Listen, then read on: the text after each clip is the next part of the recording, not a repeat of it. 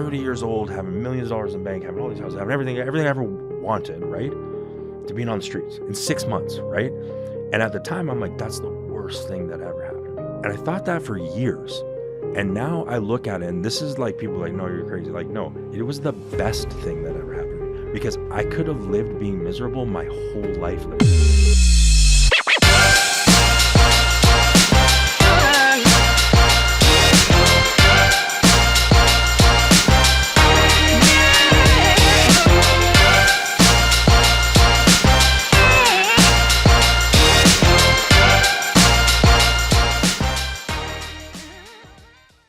Welcome, guys, to another episode of the Journey to Solutions podcast, where we interview people from all walks of life overcoming the impossible. We shine light on one simple truth: no matter your past, no matter your pain, with the power of God, anything is possible.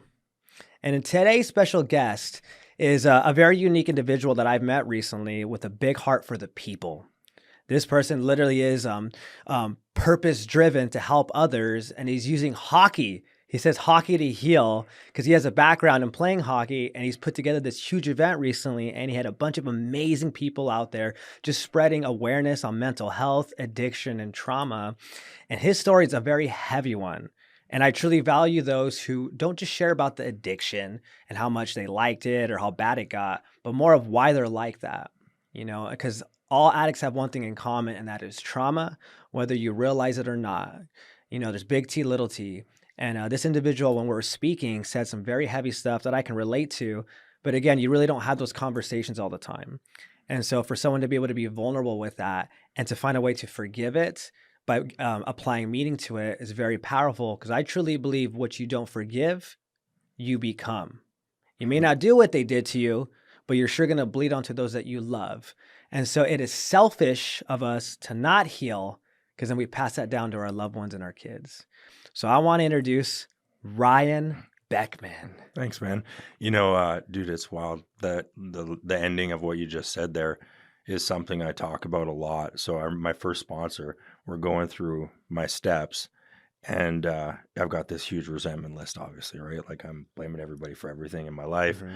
And, you know, we'll get right into it, I guess. But like, you know, I remember him saying, you know, what was your part in your sexual abuser? Like, in you being sexually abused as a 5-year-old kid, he's like, okay, and what's your part in that? And I'm like, you mother. I mean, that's heavy, right? Imagine. Like, I'm like, what are you talking about, man? My part. Like, I was 5. Yeah. And he's like, yeah, your part in it is that you are still letting it affect you. Wow. You haven't dealt with it. You're letting it bleed into your kid's life, into your marriage, into every relationship, and every part of your world is being affected because you refuse to forgive and deal with that. Yeah. It's like, that's your part in it. And I want to touch on that. And I love how you just open up the banger. Yeah. I was molested. He said, what's your part? I'm like, F you. But hey, I know I love that, right? Because that's where the conversation's going to go anyways. And that is a thing people will experience when they have that on their four-step of the sexual trauma as a kid. Like, that is the question you're going to be asked. And yes, you should feel resistant when you hear that and a little irritated and say, what, was it my fault? I was 5 years old. I shouldn't have gone in there in the room. But you said, it's like, no, your part is holding on to it. So let me ask you this. You just said it's affecting your life, right? You said your love life, friendships, all your life. Kind of elaborate on how did you see holding on to that? We'll start with number one. How did that affect your love life? I mean, I had a very, very warped sense of intimacy. And I don't mean obviously sexually, but like even just what real intimacy meant, right? You know, I think when that happens to you, at least for me, something gets taken from you, right? Yeah. Like especially when it happens before you ever have any sexual experience. And if somebody was to say, like, what does he mean by something was taken from me? Like, what exactly do you feel was taken from you? It's like it's almost like it's like a piece of you. Like, it just like a chunk comes out, and it's like I continually tried to fill that chunk with something, right? And in addiction, we talk about that all the time, right? Like, you're trying to fill a God-sized hole with everything but God. Yeah. But it's even a little bit different than that. Like, it just gives you a warped sense of others, of their intentions, of what you deserve. I mean, really, your values, your self-worth, everything, right? And so then you accept, for me at least, I accepted bad behaviors from others, like the wrong people. I behaved poorly too, right? Like it was a very weird thing, right? Because you're like, this thing happens to you and you don't want to talk about it. You don't want to deal with it, but it affects everything, right? Like I remember every interaction, like it didn't matter whether it was a male, female, but specifically in my love life, it was like I equated, which is bizarre to me when you look back on it. And I still struggle with this, right? Like, Mm-hmm. I think that's one thing that people, I don't know because I have not experienced it. Like, if it ever truly leaves you, like, it's almost like the disease of addiction, right? Like, I Mm-hmm. put it into bay, but like, it's still there, right? Mm-hmm. So it's like my sense of intimacy was all sex. Mm-hmm. Like, it was like, if you didn't sleep with me, And you you didn't don't, like me. yeah, Like, you you don't didn't love value me. me. You didn't Yeah. like, and even like if it wasn't like really good, you didn't. You know what I Mm-hmm. mean? Like it changed my trajectory with that, right? So like I would, if you wanted to sleep with me, you probably really like me or love me, and I wouldn't look at it from the sense of like, oh, maybe like you have morals or like, you know what I mean? Mm-hmm. Like it was just, Did you ever find yourself like when you're in committed relationships? Because as we yeah. all know, right, one that is a very common side effect of being sexually abused, right? You connect sex with love, right? Because your Hmm. foundation was built on that. Very warped. Think about it, Yes. right? My foundation is built on being molested. So okay, so everything I build on top of that is going to be built on that, right? It's going to be a little cracked. So for you, when you're in these committed relationships, because you can't have sex every day. Yeah. It's just not what it is. Obviously, there's honeymoon phase, all that cool, but there's days you just don't. Yeah. Um, how did you navigate those days where it's just like a typical like, hey, I just don't want to, or I'm not feeling it? But again, remember in your head, it's if you don't love me. I didn't handle it. Yeah, I mean, like, honestly, like, yeah, and again, like, that's something that still today is a struggle for me, right? Like, it's almost like I have to catch it and be like, okay, hold up. Like, just like you said, maybe they have a headache. Like they're literally, tired. maybe they're nauseous. Yeah, Maybe like they're just, yeah, like any million reasons that are acceptable to not do that. yeah, But I automatically go to the emotional side of it, yeah. right? And yeah, so I didn't like, I would put pressure on people. I Hmm. would manipulate. Yeah. I would make it about me, right? Like Hmm. because of that emotional pain. Like, and I never really thought about it that way, but I would make every situation about me in that regards, right? Like, Hmm. how dare you not sleep with me? I mean, dude, I, in my marriage, put a lot of pressure on her when, like, dude, we had two kids 18 months apart. And then another kid not many years later. Like, that's a lot for a woman to go through, and like Hmm. pregnancies. And I would make it about me. You know what I mean? Like, and I mean, it's like, well, your body's like, in hindsight, I'm like, well, her body was going through a ton of stuff and like physiological changes. But I'm like, well, that means you don't love me. Yeah. Like, literally in my brain, that's where it goes, right? Um, yeah, man, so I didn't deal with it, right? Like, it was, and it led to And this whole promiscuous. time, your wife doesn't know, right? No, yeah, she had no idea, right? And Hmm. so she didn't find out until after the first time I went to treatment. Because I at that time I had never told a soul, right? Like, it Hmm. was, And why didn't you? Like, so when you think about it, right? Because a lot of people will always say, "Why didn't you just say something?" Right? For you, you had this thing happen to you. Why do you think for so many years you felt right that you couldn't say anything? a few reasons. Like, one, the guilt and shame attached to it, obviously, right? Which is, again, bizarre because you're like, you're 5, Hmm. 6, 7 years old, right? Like, how do you have the shame? But you just do. And a part of that, I feel like, is because of what you hear in the outside world. Like, it's the things people say that you pick up, like making derogatory comments about people who are homosexual and, like, you know what I Hmm. mean? Yeah, if a guy touched you and you're a Yes, kid, and yes, back in our day, you're hearing yeah. that term, you're like, I can't say anything. Yeah, Oh my like, gosh, yeah. so it's like you live in this fear and you suppress it a lot, right? Like, you kind of like almost act like it didn't happen. Hmm.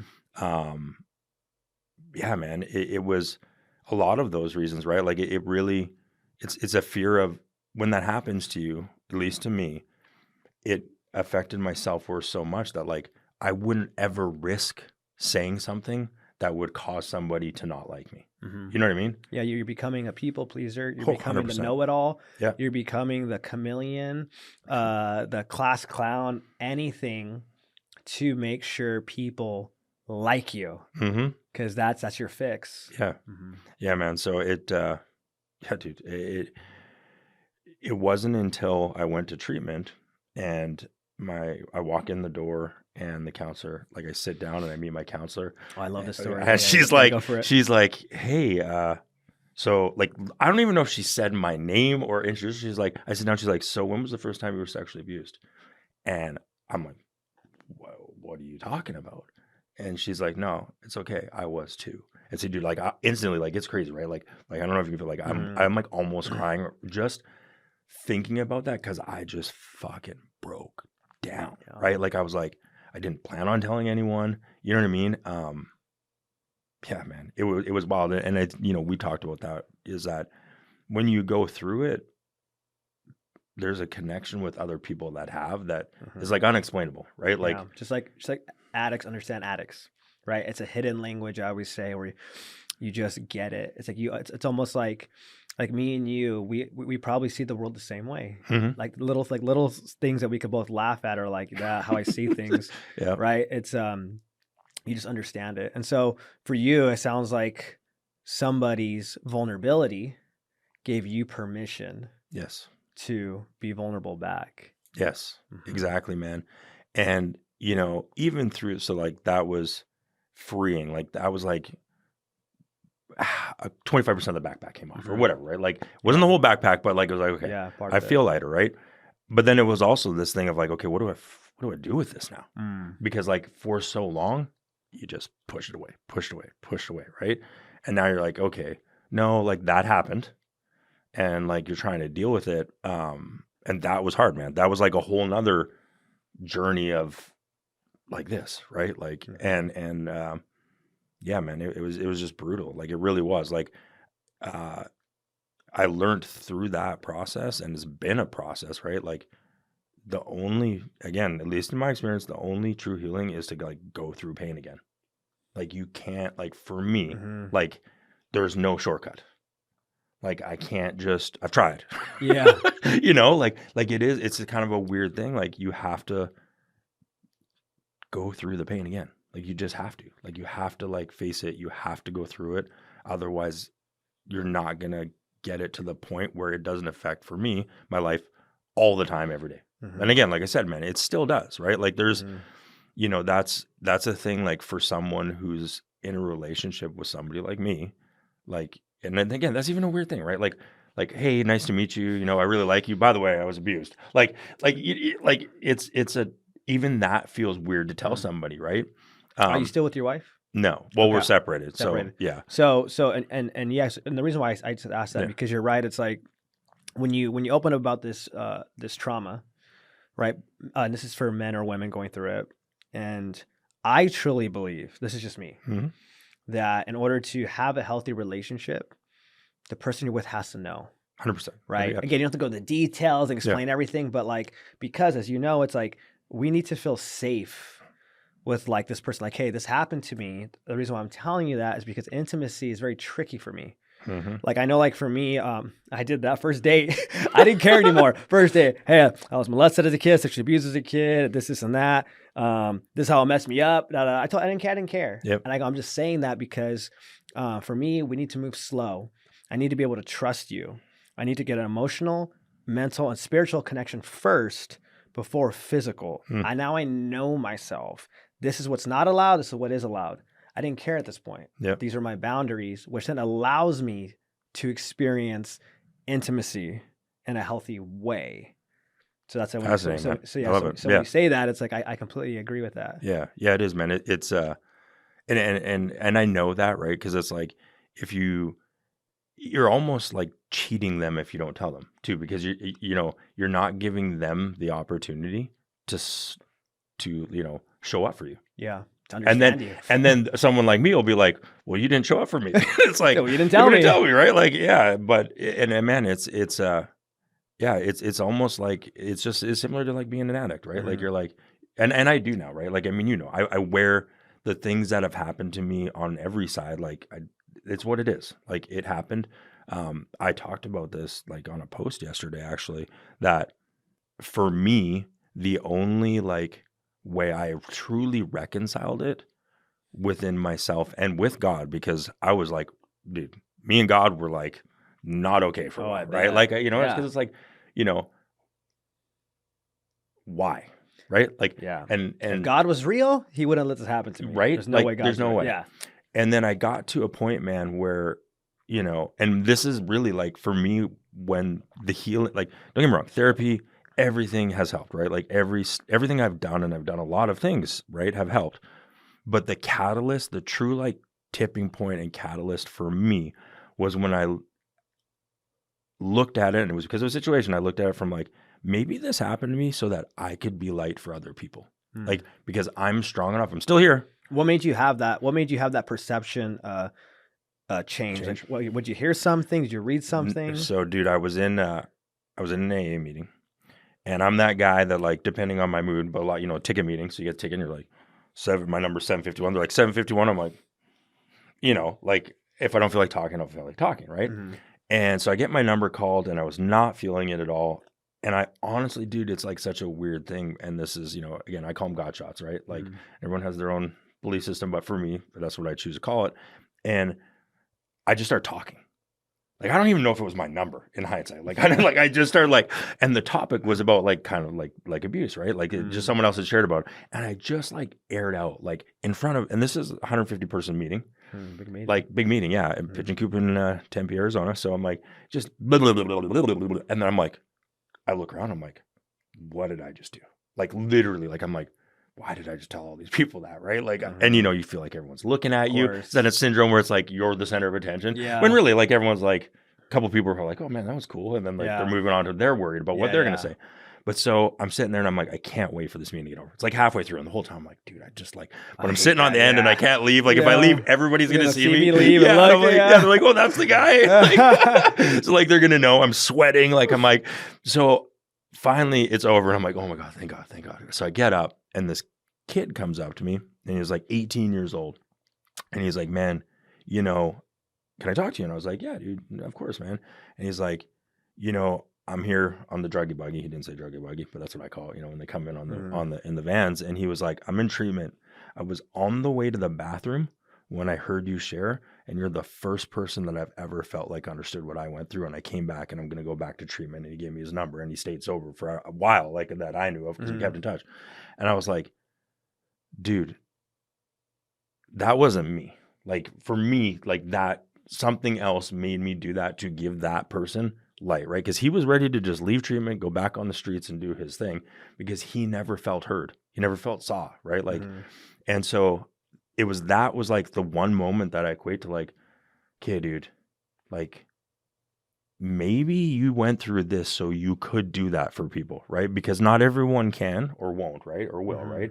Or maybe they all can, but they won't. And since that moment, man, I've been on like kind of like a just like, this is what my purpose is, right? Like not to, it's just to shed light and hope for people in any way I can, right? Like, it doesn't have to only be about that, but like you can get through it. And it was like not be perfect.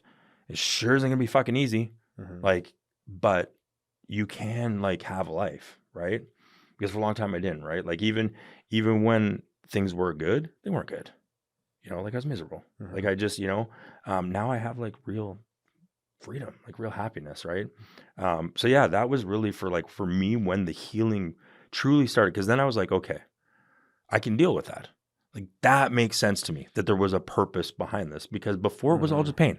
And that's the key, right? I think with, as I call, unforgivable pain, right? When there's unforgivable pain from a human lens, I feel like the only way to forgive it, because we have to, if you're an addict, you got to let go of everything, right? Because resentments take us out. I think in life in general, anyone that holds on to resentment, you're going to be miserable. It's just what it is. Yeah. And I think for those experiences like ours, or ones that you'd even say worse, right? And there's a lot of them. There's a lot of things you hear, you're just like, whoa. But the reality is if you don't let it go, it's going to destroy you. And so by giving it meaning, but the only way to that meaning is you got to share that story and see it help someone. Like you said, that conversation, it sparks like this idea of like you said, right? Maybe I went through this for a reason. And it kind of brings a little bit of relief. Okay, I can live with that then. Yes. It wasn't for nothing. So I love that you said that too, because, there's a lot of people I run into, and there's so much anger and so much hate, which I get to a degree. But some people, they defend that anger so much and stuff like that. And it's sad because that's what, takes people out. So for you, you have this mindset shift for that.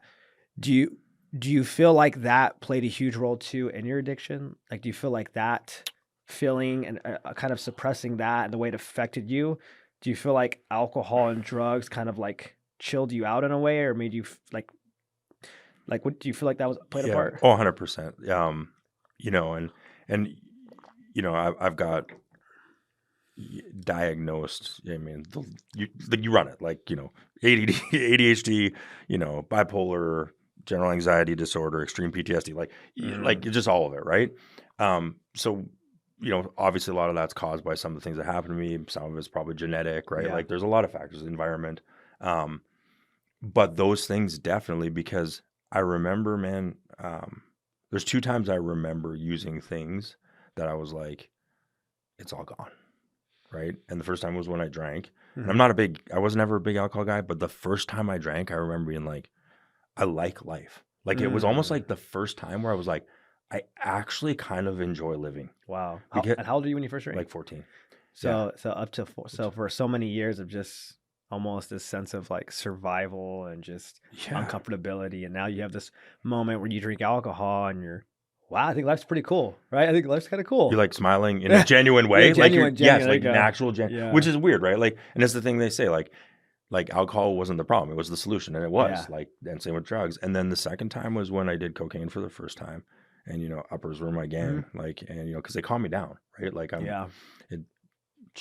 so I was with a bunch of friends, 17 years old.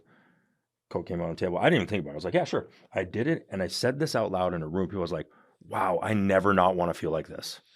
And they're like, bro, what are you talking about? And I was like, oh, I said that out loud? Like, this was supposed to just be in my head. But I was serious. Like, I was like, this is like, I'm home.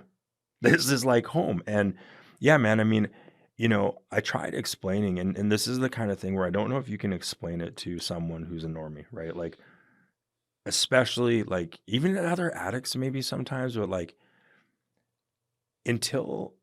dude, honestly, like I don't even know when it changed, but like that feeling of not wanting to be me, it's not just like, oh, like I just want to be someone else. It's like, no, like I literally want to crawl out of my skin. Yeah. Like you're sitting there in this like nervous state, like constantly 24/7, like you get no reprieve. Like you're always like, dude, I just am uncomfortable. It's like when you're getting a fever almost, and that feeling of like you're uneasy, it's like that 24/7. Like people, I don't know, I think they understand that. And then so like you find something that's like takes that away, and you're like, yeah, like that's what I want.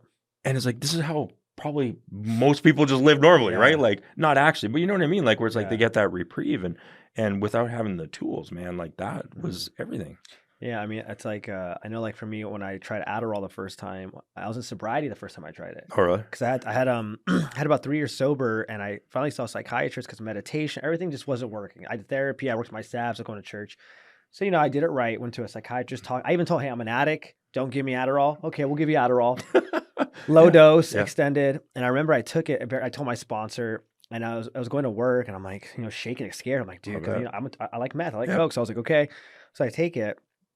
I remember driving to work, and I get to the sober living, and I was the case manager for the sober living. And I remember it's just, and I'm there, and I'm just like talking, and I'm like, dude, I'm like just talking to someone. Like, this is cool. Like, I'm literally I'm like, dude, we're just talking. What do you mean? Like, dude, we're all I know is just you and me talking right now. Like it's so interesting to listen to you talk right now.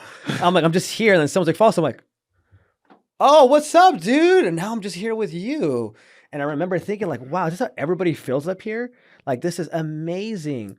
But again, I had to stop taking it because then all of a sudden the weekend comes. Do I take it on my days off? Well, I might as well, right? I got to take it every day. Yeah. And then that's when I noticed it. So I flushed them. So, but I know what you mean. It's like, I still feel like that till this day. 100%. I have almost 8 years. Like I still, that's why I like taking peptides. That's why I like working out. That's why I like finding the right outfit, the right shoes. It's like, I'm always looking to find what makes me feel right for that day, for that moment. And that's why I'll have like when I was on Soft White Underbelly, I felt right in my skin probably for a good 2 weeks, just because the comments coming in and everything just seemed like it was right. Yep. And I remember I was like, wow, like this is great. But then then again, the feeling goes away, and then I'm like, okay, what do I got to do? I got to create a new video, maybe work out a little bit harder, maybe get some protein powder, and it's like I'm always looking how to feel right because that's always been my problem. So I know what you mean, and a lot of people don't Yeah, man. understand that concept. Like going to the grocery store sometimes is frustrating for me. I'm like, I don't want to go. What happens if it's packed? What happens if someone's in the way? And I'm like, I hate that I'm like that. Why can't I just go in? Yeah, dude. And it's wild because it's like I'm hearing you say that, and I'm like, yeah, that's me too. But then I'm instantly like thinking about the people that I've had struggles with relationships with, right? Like I'm instantly going to like, man, like they're like, well, why can't you just like go talk to those people? And I'm like, I just can't. Like I don't like. It's like there's a door that I can see through, and I'm just like Yeah. banging it. I'm like, trust me, like I want to do Yeah. what you're asking, and I want to be social, and I want to, and then like I don't do the weirdest things. Like I'll do all the hard things, and then something that's like the easiest thing, and it's you can't like do it. I just like, and they'll be like, "Why didn't you do that?" And it's not like it's not a self-sabotaging. It's like Right. literally like you said, like I'm like I'm not comfortable, Mhm. and my uncomfortableness I feel like is like it's insurmountable sometimes. Mhm. You know what I mean? Like it's not just like oh like the anxiety that can creep in is like I can't move. Like I don't think and then I get frustrated, right? Because then like I'm that guy, and it's way better now. But I would be like, you know, you don't understand, and then you're trying to explain it to somebody that's never gonna understand. And I'm like, I don't know how else to explain it other than you don't understand, Right. right? I'm like, you don't get it. It's like I can't, and they're like, well, why can't you? I don't know. I just can't. And then I'm like getting frustrated, right? It's just like this, and it's I mean, and it goes back to what you said, man. Like to be with someone like us, like is it's it's always a commitment, but like it's almost like another level of commitment, right? And I feel like people like us too, like we love the hardest. Mhm. We do. Like I'll do Yeah. anything for like anybody, but I Mhm. fuck up too, Yeah. right? Like it's both, right? And Mhm. so like it takes a special person, I think, to want to be with some, like you know what I mean? Because Yeah. it's work, man. Yeah. It is. My girl said something at my 6 years. She goes, dating Fausto is like opening up a new gift every day for Christmas. I never know what I'm gonna get. One day he's this, and one day he's that, and then one day he's this, and he has this new idea, this new friend, this Oh new yeah. opportunity, Yep. this new thing. And she's like, and I try to like, because she told me, right, and she goes, I love it. 'Cause she goes, but it's also challenging because there's no certainty with you. You know what I mean? So I remember in couples therapy, she said that because I would be like, well, you need to work on this and that. Like I do a lot for you, and then she's like, and I do a lot for you too. Don't forget. I'm like, what do you mean? And when she said that, I was like, I try to think like, how would I feel around someone like that? Like, I don't like someone being different. You know what I mean? No, I know, right? I'm like, no. No. I like to know where my stuff's at. And Yes. keep it. It's like I like to go to the same gym, the same Right. that. Like I can't. Yeah. So yeah, it is. We're it's our gift and our curse. Yes. Because you put on, you can put on an amazing event. You know all these people. Yeah. I see how you are on the phone. This, Yeah. that. Like that's a skill. Yep. Like to be able to navigate that, and like, for you to be able to like, this doesn't tire me out. Like I like it. Mm-hmm. That's how I can do that. It's a gift. And so for you, I'm hearing, we have the trauma. You're finding purpose in it by sharing it and giving it purpose to help others. We talk about your addiction. Like this has an aspect of played into your addiction, right? Because again, like you said, you just always felt like uncomfortable. So as soon as you drink, comfortable the first time. You found a cheat code of life. Mm-hmm. Cocaine, second cheat code of life. And so when you get hooked on these things, how long were you hooked on alcohol and drugs for? Dude, so the first time, like alcohol, it was hard to get. I was so into sports, right? And so it was like, and I like puked all over. Like it was great for like 5 minutes, and I'm just like sick for like 2 days, right? But cocaine, it was like from the day I did it, almost a year straight. Like I'm talking like, dude, every single day. Were you like drinking with it or using straight cocaine? straight cocaine, Oh, dude. you're one of those ones. Yeah, like dude, See, you're like a different species. When people say that, just Coke, I'm like, you didn't mix with this. I'm like, no, I'm like, No. what's wrong with you? Yeah, like the only time I would was when I'd be like, I'm gonna quit. And then I'd be like, well, you know what's gonna help is I'll go have a beer. Yeah. And then I'm like one sip in, I'm like, where like it was like Yeah. like instantly I'm like smelling it, and I'm like next thing I know, and yeah, no, I'm that guy, man. Like, dude, like the first time I went into treatment, like I had a watch, like my watch that I would like set for a timer every 15 minutes. So like I ran a big company at that time. I had my own, I had RV dealerships. I was coaching hockey. Probably shouldn't say that, but like doing all the things, right? Like just, and it, cause it kind of called like, it took my anxiety away, right? How do you, Unless I did too much. so what I'm hearing is you had some success in your life. Tons. Yeah. So what I want to ask before we continue, how were you able to, because some people like myself, I couldn't be successful at all in my addiction. Like there's Yeah. no way I would be a bartender, a server, and like, like I just couldn't do that, right? I would always, irresponsible, not show up, get fired, whatever. How did you like navigate having still a successful life while having this addiction? So, I came, I'm from Canada. I came down to the US and I started this company, right? And I started selling RVs on eBay of all things. I rented this warehouse. I'd fix them up. I'd do everything and sell them. And then I just got really good at it. And like people liked me and I could sell them. I could do everything. And I found a niche and I grew it into like these big, large dealerships in Arizona. I had three.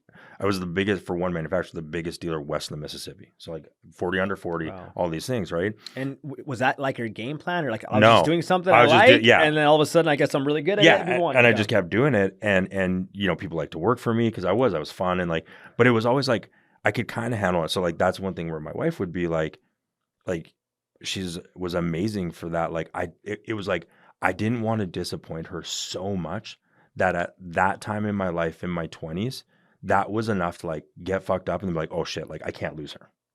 You know what I mean? Like So it hadn't developed enough yet.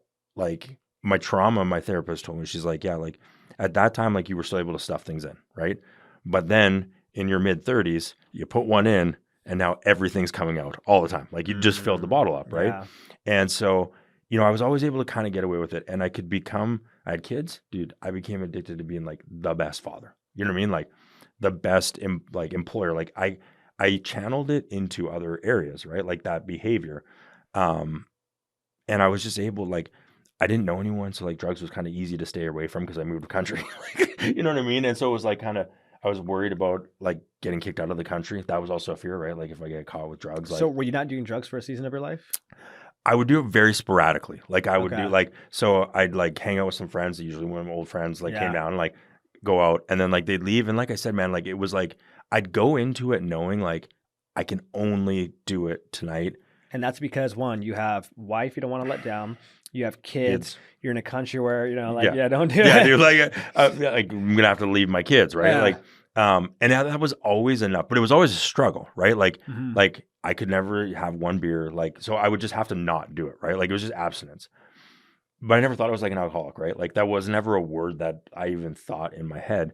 And then, I remember it. So then I got into pills for a little while, and that was like, and that wasn't opiates weren't really my thing, but I liked those. And like, so I had a guy that, long story, but like he, give me a couple hundred of them, and I'd plow through those and like I'd be taking 8 to 20 a day, right? Like, and just like until they were gone, and then I get really sick. But like he'd be gone. Yeah. So like, and that's the thing with pills I learned, because like pills are never my thing either, right? I was like just like you. Yeah. But I had a season where one friend had it. I was like, cool, you can get all that. Let me get 5 of each of all these different ones.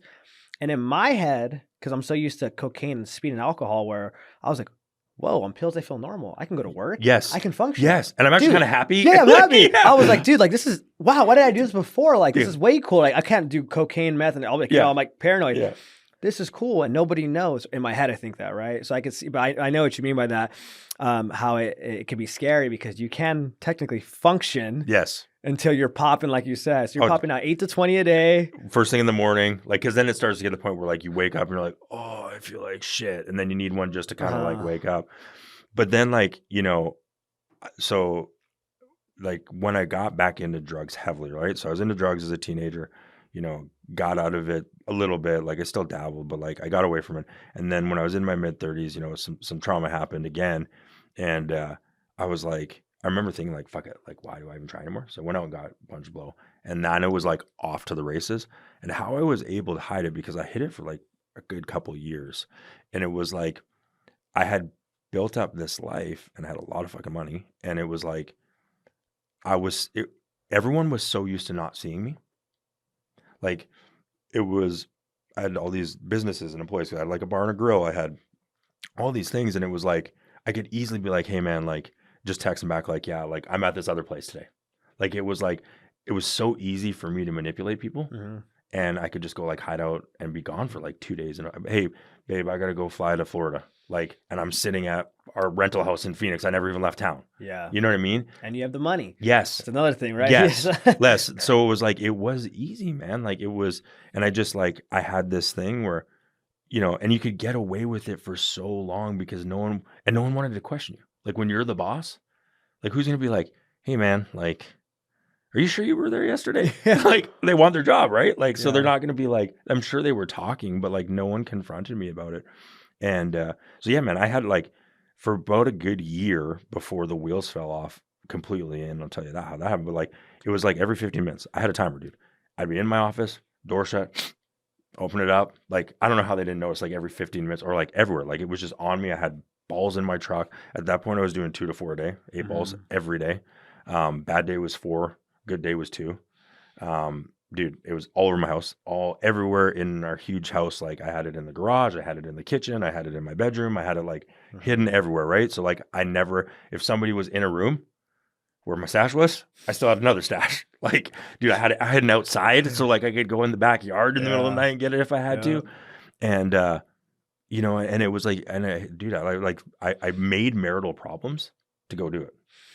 I know Like, what you mean. Yeah, hey, like I'm so mad at you. I'm gonna go sleep downstairs. yeah, Like, I know what you mean. like, and then they don't question it, right? They're just like, oh, you're a dick. But like, and so when the wheels fell off, this is a fucked up. So the wheels fell off. So like, but I'd been functioning, right? Like I was still coaching hockey. I was still like doing all the things, you know, but I was starting to miss things, right? Like it was starting, and then I was on like a 2-day, like really bad one. And my son had his school performance, and I hadn't missed a thing, right? Like other than like when I was out of town, but like that was normal.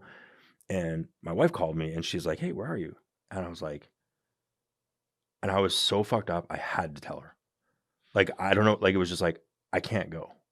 And she's like, what the fuck do you mean you can't go? And I was like, I haven't slept in like 3 days. I'm so fucking high right now. I can't even like, I'm thinking I gotta go to the hospital. And she's like, what the fuck are you talking about? Like she had no idea. So at this point, she has no idea you didn't She's blow like the way you are. So to her to hear that, she's like, what? She didn't even know I did it.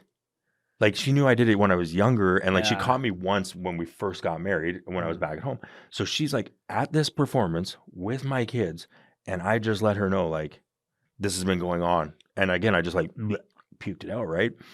And so she freaked out, of course, right? And then I faked going to treatment. I was like, yeah, I'm gonna go to Prescott, which is like 2 hours away. I found Google this like men's thing. I was like,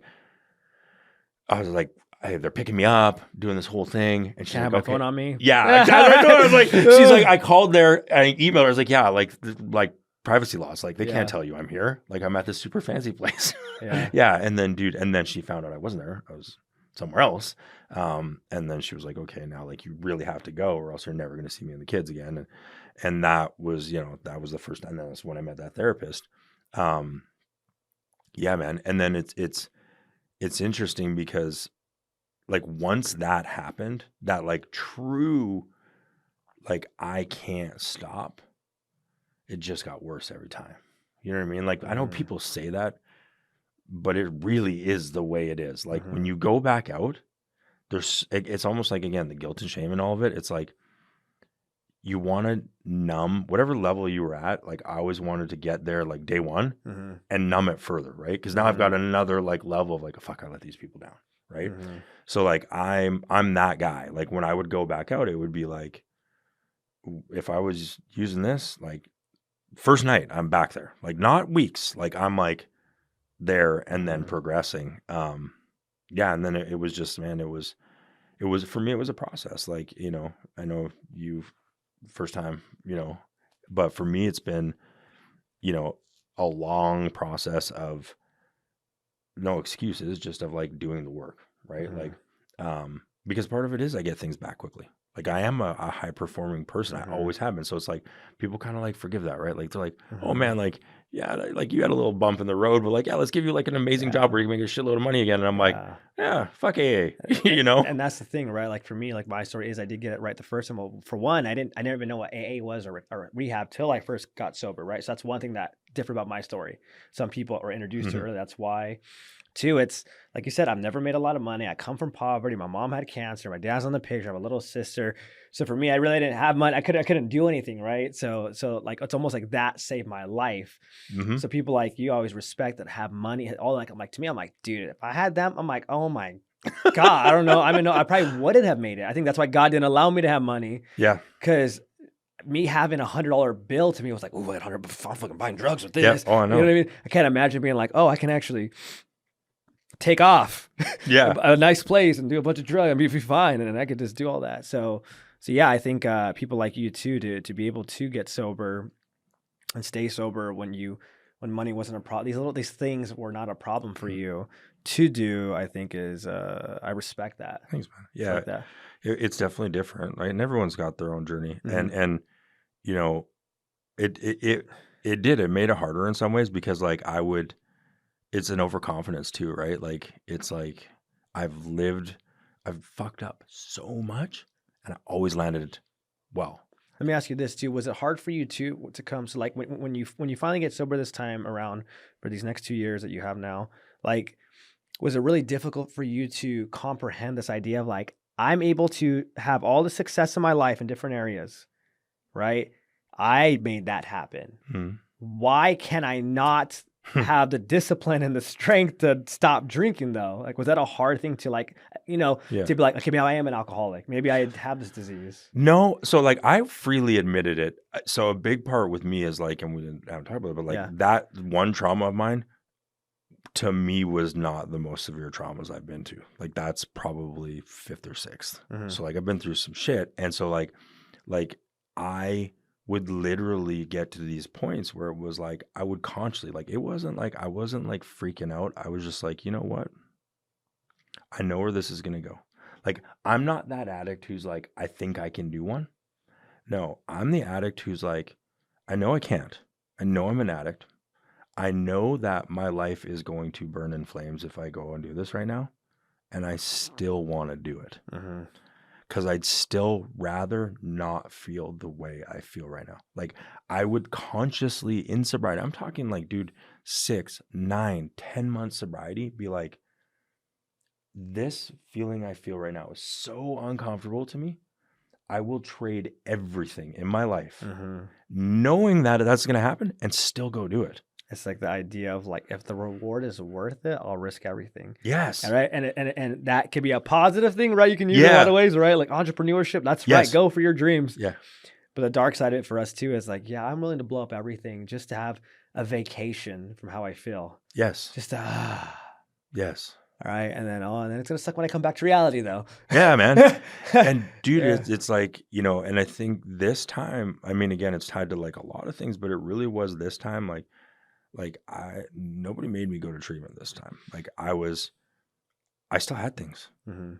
Like every other time it was like, dude, I was on the streets, Yeah. right? Like, or like couch surfing or whatever. Like I had no money. I was doing things to get money. I Yeah. was not doing good things. And it was like this time, mind you, I was in like a motel and country club in Maine. If everyone is in Mesa, Arizona, you'll know exactly what I'm talking about. Like, you know, in the Tweaker motels. And like, I'm looking in the mirror and I'm like, is this even real? Like, is what's happening right now? Are there people here? I don't know. Right. Is that guy real? He might be. Like, Yeah, you but know, what do you think? like, You know? and I'm like, hey, are you real? He's like, I'm asking if they're Yeah. real. Are you real? Yeah. And then I'm like, I don't know. And then in my head, I'm like, should I ask him? Because if he is real, that might be weird. And he might like, you know, I'm like, something might, yeah. like, I know he's gonna think like I'm the cops or something. Like I'm like, do I Yeah. know this guy? And I'm like, how did I get here? Like literally, and Yeah. I'm trying to go back, and you know what it's like. You're like trying to play like Yeah. 5 days back in your head. You're like, Yeah. like how long have I been here? You know? And I just remember looking in the mirror and being like, what the fuck are you doing? Literally, like looking in the mirror, and I was like, what the fuck are you doing, man? Yeah. And there was no consequences yet. But that one moment for me was like, dude, enough is enough. Like, and I don't know why that pain was enough to change. I think it was because I realized in that moment that no one truly wanted to be around me anymore, other than the people in this. You know what I mean? Mhm. Like, If they were even like I don't think people. if they were even real. Yeah, right. No, and honestly, dude, like that's not even a joke. Like, Yeah, I know. you know what I'm talking about. I Like know, when that's you've been what- up for almost a week, and like, Uh. and yeah, you're like, you're trying to remember, like, did someone come here? Did I talk to? I'm like looking through my phone, and I'm like, Yeah. I thought I talked to this person, but I do not see that call log, right? Yeah. Like, And it's like, but I had this moment of like, nobody's checking on me. Like, I haven't talked to anybody in my life of value, and this is around Christmas. Like, I checked myself in on December 31st. I spent my New Year's high on freaking meth in rehab. And at first I was like, this isn't bad. And then like the next morning I'm like, oh, this sucks. Right? Like, I was like, I was like, dude, it's New Year's. I got a TV. Like, I was like, it's not bad. Yeah. Hey, what's up, man? Yeah. Dude. And like, but I really like looking back on it. I don't know if I've ever really thought about that before, but like, it was that feeling of like, no one cares, man. Like, you have fucked up everything so bad that no one even cares if they don't hear from you anymore. And I think that feeling of like, holy shit, that loneliness was like enough for me to be like, okay, man, like, it's that like that enabling thing. Like, and dude, no, you can never blame anybody because like, how do you know what? It's such a dude. Anybody who's helping an addict, like, and I've done it in sobriety, right? So but it's like, dude, that's the hardest thing to do, to know what to do. Like, to really know if you're like you're gambling with someone's life in some sense, right? And you're like, should I care? Should I not care? Should I talk to him? Should I not talk to him? Should I call him? Should I not call him? Should I let them go? Like, I always say this, like, addicts are the most difficult people to deal with. yes. And in therapy, right? When you go to school to be a therapist, we always tell people, we tell therapists, like, if you want to get your hours, right? Because they can give them little ideas. Oh, Mish working a rehab. They go, so I'm letting you know, it is the fastest way to get your hours for sure, because they need therapists there. But it's the most difficult, and a lot of people can't handle it. Like, literally, they'll try it, and they'll be like, I can't handle this. And I mean, for the people who aren't normies. Addicts, we thrive in it. Yeah. That's our people. If anything, we feel more comfortable there. But we're very difficult people because you can't really study us and try to figure out what we're going to do next. You just don't know. Yeah. You know what I mean? And we're all over the place, and there's so many underlying issues underneath it. Dude. You know what I mean? And how do you tell? Like, how do you, like, I look back on it and I'm like, I say they were enabling me, but like, how do you turn your back on someone too, right? Like it's hard. Yeah, man. That's why people always say, like, how do I help my son or daughter without enabling them? And it's like a very hard line. It's like, look, I can tell you the logical answer, but the reality is that's your kid. So emotion is going to play a factor in it. Here's some things you can do, like, hey, if they need money, buy them the food, bring them the clothes, right? Perfect example is, they're doing drugs and all that stuff. What do I do? Maybe if I take them to church, that they'll stop, right? And I go, look, they're going to do what they're going to do. If anything, you need to kick them out. Yeah, but last time I did that, he told me what happens if he's going to kill himself, or what happens if he's out there and he gets stabbed. And it's like, that can happen. Yeah. And that's the thing. So it's like, I don't want to tell you that's not going to happen, because that actually can happen. So yeah, it's such I feel bad for people that have kids and loved ones going through on the other side. I can't imagine what they're going through when they're dealing with people like us when we're in it. Because the coming years, we put them through it, and not everyone's guaranteed to get out of it. It's like, they might get it, or they won't ever get it. Dude, yeah, it's gnarly, right? And it's, I mean, you've got 8 years, you said, like, it's still there. We talk about like, dude, it's still there. Like, there's like, I don't know, man. Like, I don't like think about like, I mean, no, that's a lie. I do think about it. I'll have these moments, but it's weird now. It's not like something bad happened and I'm like, I'm going to go use that. It's more like, it'd be good right now. And then you're like, dude, what are you thinking? Yeah. Right? I think it was yesterday, I went to Top Golf for the first time, right? Me and my girl went on a date, and first time we go, and I had so much fun, and look what happens in my brain. I'm like, this is what I got to do. This is how I decompress. Yes. This is fun. Everything was great. I'm going to do all this stuff. But that's what it is. When I don't have that outlet, that's when I'm like, gosh, it'll be nice right now just to have a couple of drinks. Yeah. I'll go to Huntington Beach, go to one bar, meet some people, laugh. And if I had that'd be kind of fun. Like, I know that's when I notice it pops up for me when I don't have an outlet. I have outlets, but I've already obsessed about those outlets so much where the high of that new thing is not new for me anymore. So then I start to think over here, and that's when I have to really find something to focus on to kind of take that appetite away. It's funny you say that, man, because I think like I used in recovery and everyone's recovery is different, right? Like that's one thing, like I try and tell, like there's building blocks that are probably very similar for everyone, but like everyone is a different person. So like there's different things, and like I'm not inside of you, so how can I tell you exactly what your brain is thinking, right? Yeah. So it's like when you said that, for a long time in recovery, I tried to put myself in a box that probably wasn't me. Mhm. And that just made it harder. And like what I mean by that is like I've learned that because I don't want to be on medication. Like there's certain things that are just inherent with me with like especially ADHD, right? Mhm. Like shiny, shiny, shiny, shiny, Mhm. shiny. I'm never gonna be that person. I feel like I don't care how much I meditate. I don't care what mountaintop I get to. Like I need variety, Yeah. right? Like, which is weird because in some ways, like I want to eat the same thing for breakfast every single day of my life, right? But So, because so that's what ADHD. Remember, ADHD is we chase what stimulates us, not what's good for us. Mhm. And if we're lucky, it's both, right? That's when we Yes, hit a sweet spot. And you're right. We're project people. We're not commitment people. And hmm what I mean by commitment, I'm not saying we won't commit to you. We yeah, will. It's just we commit to a person who stimulates us. So that's mm. why we choose a different type. We choose a certain type of person.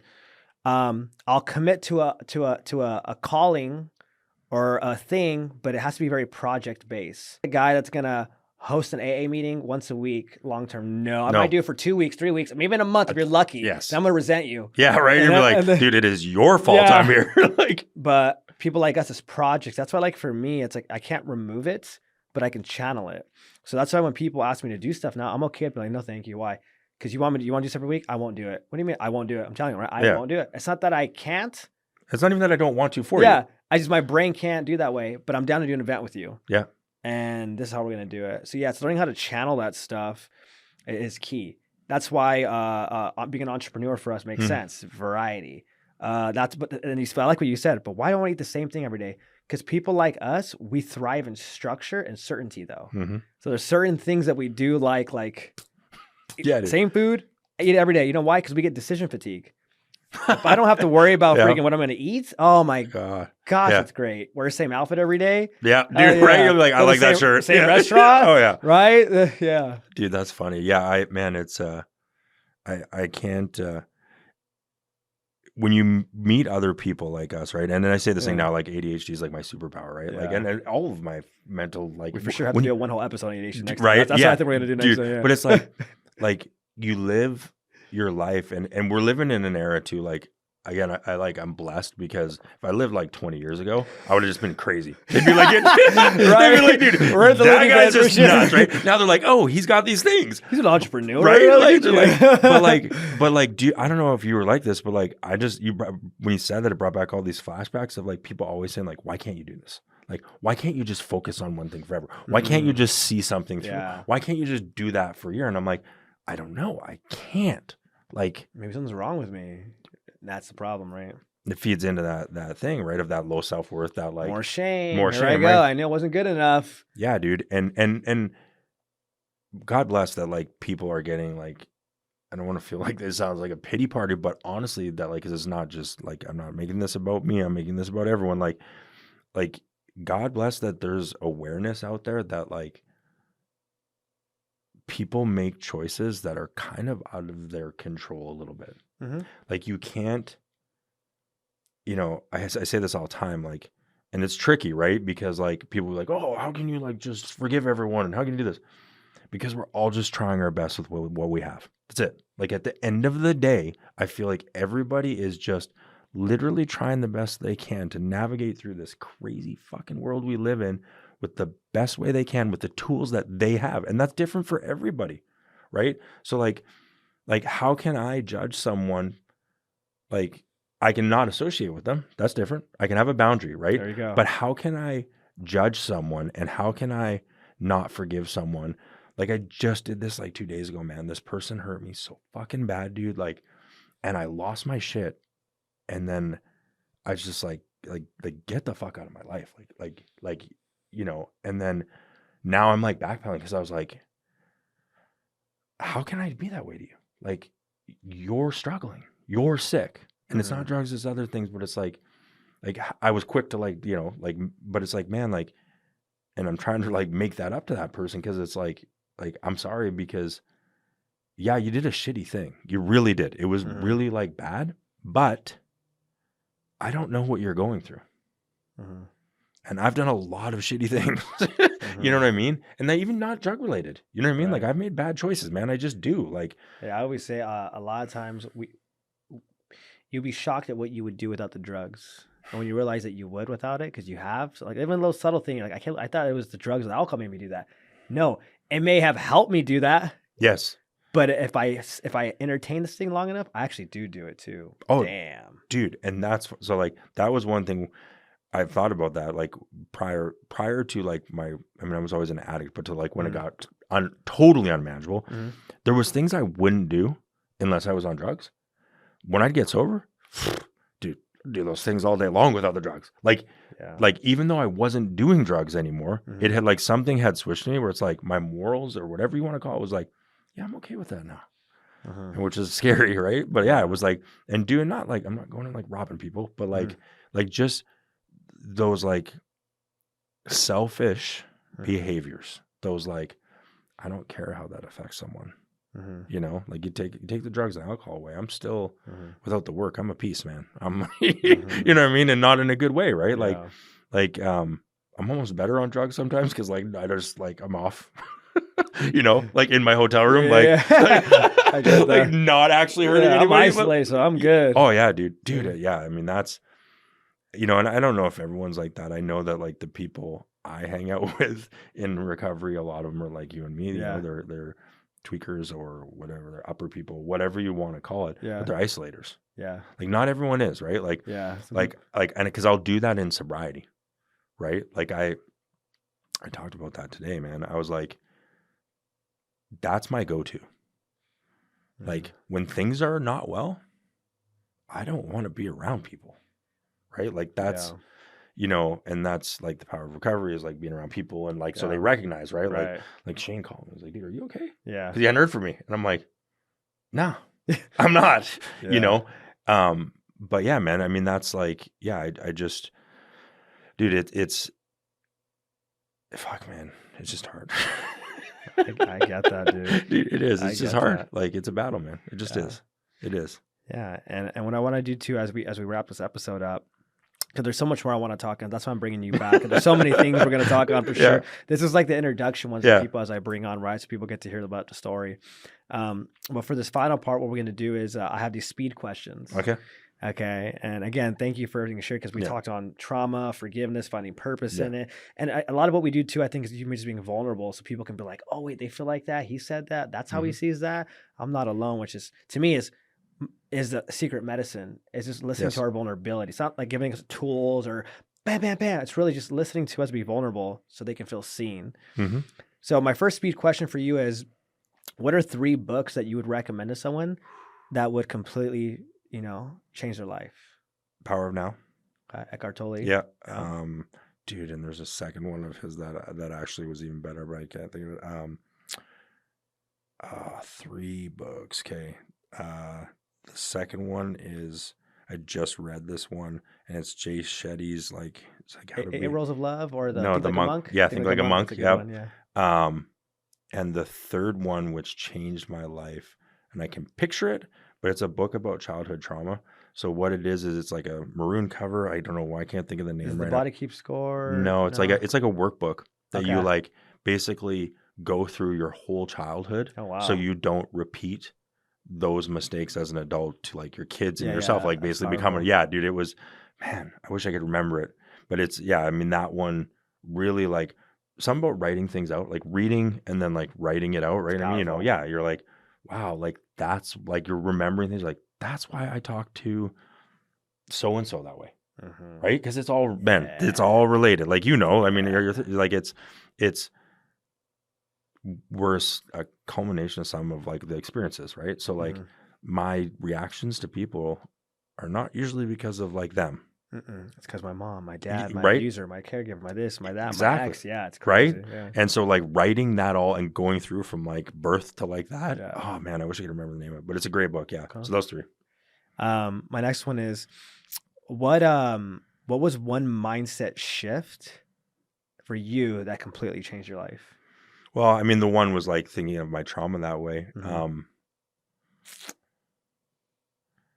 Dude, one other one, because that was the biggest one for me. Like now, Mhm. um, And that's also, we could talk a little more too. I think it is a powerful one, right? The idea that, so what would you say is that everything happens for a reason mindset? Yeah. Would you say there's purpose to everything type of thing? Yeah. And which goes deeper, right? Like, so, uh, not staying in what's happening is like finality. And what I mean by that is like bad things happen. So I heard this, his name's Dr. Michael Gervais. So he's like one of my favorite people to hear talk. Mhm. He talks about, like, he was talking about emotional intelligence, emotional sobriety. Mhm. And he was like, you know, everyone says they want to be happy. Like, I just want to be happy. I just want to be happy. I just want to be happy. Mhm. Really? Like, do you want to be happy when your grandma dies? Like, think about what you're saying, right? Like, no, what you want to be able to do is feel all of the human emotions, but not get lost in any of them, right? That's And good. so, and where I equated that to was like, I started thinking about things where it was like, bad things happen. They happen to everybody, right? Mhm. But are they bad? Like, I get really deep into this because I started analyzing like the bad things that happened, usually the most beautiful things. And people say that, but like, it's actually the most beautiful things come out of the worst things, right? Yeah. Like, it's like darkness and light, right? Like, The you can't, lotus, like, if it's always good, the there's no, lotus like, flower grows in mud or yeah, something like like if that. there's no bad, there's no good either, Yeah, because yeah. it's just normal, Yeah, yeah. right? It's not actually Yeah. good. And so like, I look at it like, I never know, and I try and do this with everything in my life now. So like, I lose all my business, right? Like, I go from being 30 years old, having millions of dollars in bank, having all these houses, having everything I ever wanted, right? To being on the streets in 6 months, right? And at the time, I'm like, that's the worst thing that ever happened to me, right? And I thought that for years. And now I look at it, and this is like, people are like, no, you're crazy. Like, no, it was the best thing that ever happened to me, Yeah. because I could have lived being miserable my whole life living that way. Yeah. But losing everything forced me to look at myself in a way that I never would have, ever. Like, I never would have, man. And so like, the worst thing at that time that happened to me has turned out to be the best thing. Being abused was one of the worst things that ever happened to me. But the feeling I get now from helping people, dude, I would do it every day of the week. Like, and people are like, oh, yeah, no, I'm Yeah. telling you, Yeah. like, the look and the feeling I get when someone's like, the light changes in their eyes. Like, it Yeah. really is, man. You like, you Yeah. see it, and they like have hope for the first time and maybe ever. Yeah. And I'm like, dude, I will walk through fire for that person. Like, I would go through it all again just for that feeling, right? Like, that human, relieving that human suffering, because I know what it's like to when I lost that. You know what I mean? So yeah, man, that's like probably the biggest mindset shift for me now is like you never know if it was bad or good. You might not ever know, but you definitely don't usually know till later. Mhm. Because again, like, you could be like, oh, this is the best relationship ever. But do you know if it is or not? Because it's stopping you from being in other ones.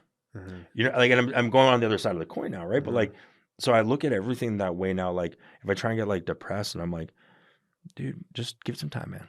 Like, and it is like, there's a purpose, right? Yeah, And like, it's okay to not be okay. right? Yeah, dude. Yeah. Because you're gonna be probably okay later. Yeah. Like, and for whatever reason, you have to go through this, Yeah.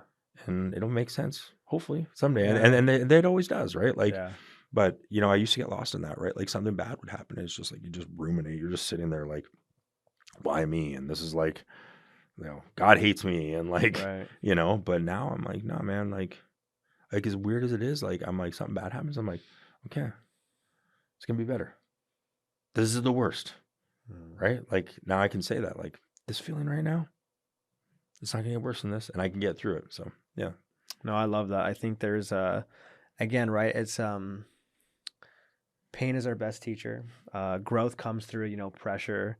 And you're right. I think when you can meet people where they're at and share the most painful thing you've been through to help somebody else out, like you said, there's nothing money can buy. Millions and millions, Mhm. nothing. Especially right? You can say with confidence. yes. Some people can argue that, but you've had a lot of money Mm-hmm. and you did this thing, and you're like, this is way better than this. I'm telling you right Way now. better. And it's so true, right? I think there's so many people out there right now that are suffering, that us being vulnerable and open gives them an opportunity here at a young age. I wish I was 6 years old, 7 years old. I saw something on my phone like, what? That's what I feel like. Okay, cool. So this is what I got to do. I'm not alone. I wonder if I message him, would he answer? Imagine how cool that would be. Dude. What book should I read? Should I go there? Okay. It's just, there's so much cool stuff with it, or growing up with that. My next question is, it's a funny one. What's the worst piece of advice someone's ever given you?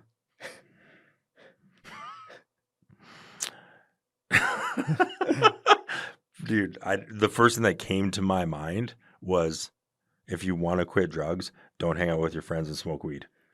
Don't that was the because that was my way of getting sober. Like when I was a teenager, I'm not gonna say who said that, but they were like, yeah, you're doing cocaine every day for almost a year as a 17, 18-year-old. You know what you should do is just stop hanging out with those people, just drink and smoke weed instead. You're like, sick. Okay, cool. Yeah, that didn't work out so well, right? That actually made everything worse. Yeah, right. Now I just hate myself more because that's probably. That's a good one, though. Yeah, and that's a good one too, right? Because it's a lot of times people think, this is bad, but just do this one. It's not as bad, man. You'll be fine. But sometimes that doesn't help, right? No. It's kind of like the best way to get over one is to get under one. You're like, okay, cool. Damn. Well, 20 years later, I have the same damn problem, right? Well, dude, and it's the same thing. It's like you can't I can't stop doing anything. like cocaine, yes, it was the best thing, but there's nothing that I can put in my body. Dude, caffeine. I don't care, you know what I mean? There's it's hard for me to stop anything that feels good. Yeah, I love pre-workout. There's days I'm just like, another extra scoop. No. What happens if I do 3? Oh, I got a new pill that goes with it. I wonder if I do this with it. it's the this feels good, so more will feel better. Yeah, right. It's kind of like that thing. If someone made a pill that would remove your addiction, what would you do? I'd wonder if I took 2 of those, what would they do? You know what I mean? It's just how we think, right? If I took 2, what would happen? Right. Dude, that's so true. I love when I get sick because I'm like, dude, I'm gonna buy some NyQuil. That's how I think. To me, it's so cool. I'm gonna drink a little bit extra, dude. And just it feels nice and pass out. And then my final question is, if you had 1 minute with somebody that's been sexually abused and they're numbing out with drugs, alcohol, wanting to just kill themselves, and you had 1 minute with them, what would you want to tell them? Stranger or someone I know, but it doesn't really matter, actually. Dude, I would tell them this, and this is the first thing I would say is you are worthy and deserve love. I remember in treatment, one of my therapists said, I need you to say that out loud. Just say it. Say it. I deserve to be loved. Dude, I cried. It took me 3 therapy sessions to be able to say those words out loud because I was so beaten up that I didn't think and I, you know what I mean? Until I tried to say it, because I'd be like, oh yeah, I totally, I got that. And then I would just tell them you deserve to be loved. You are enough. And there's other people that understand what you're going through. You know what I mean? And it's okay. And what I mean by that is it's not okay what happened, but it's just it's gonna be okay if you just let it. You know what I mean? I don't know, man.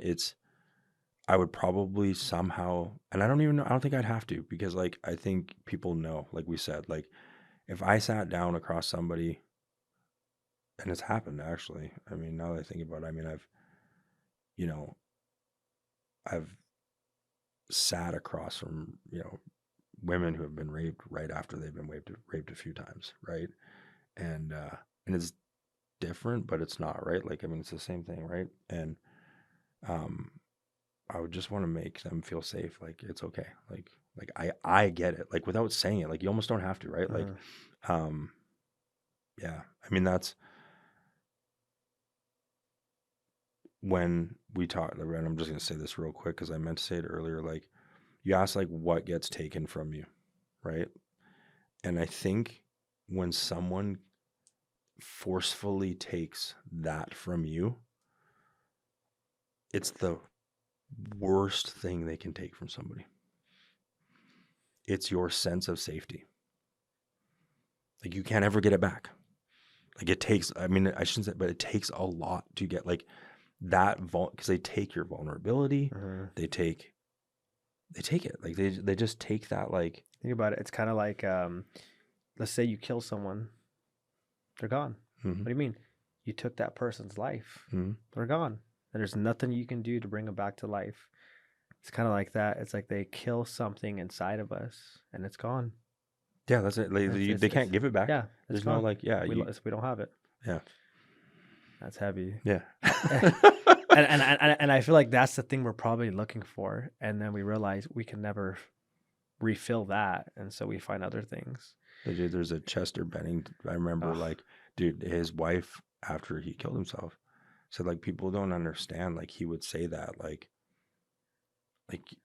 I will never get that back.